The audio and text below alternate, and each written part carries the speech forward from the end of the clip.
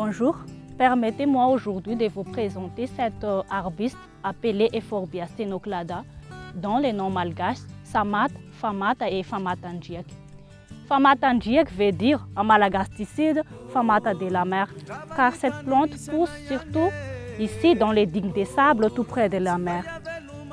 L'Euphorbia stenoklada est une espèce endémique de Madagascar. On voit souvent sur la partie sud et sud-ouest de Madagascar. Les Euphorbia stenoklada n'ont pas de feuilles. Ce qu'on voit de couleur gris verdâtre, ce sont des tiges rigides.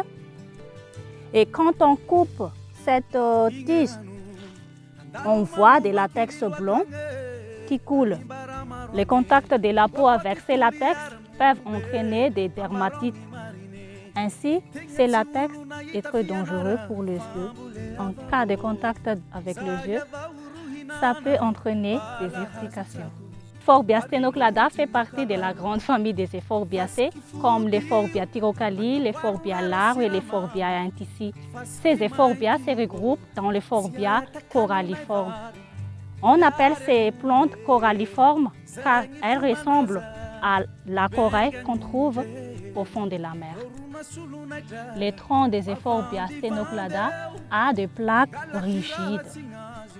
En cas de blessure, au niveau des troncs de l'Euphorbia stenoklada, les latex forment des plaques rigides.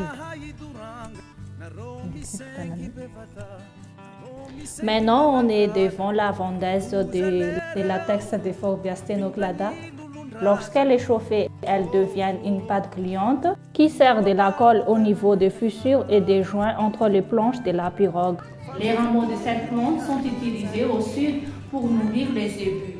L'Euphorbia stenoklada a une inflorescence terminale. Elle a de loin l'aspect des petits boutons rouges au bout des rameaux. La fleur de Euphorbia stenoklada ne possède ni sépales ni pétales. Le fruit pédicellé est une capsule généralement très arrondie, granulaire à 3 lobes. Merci.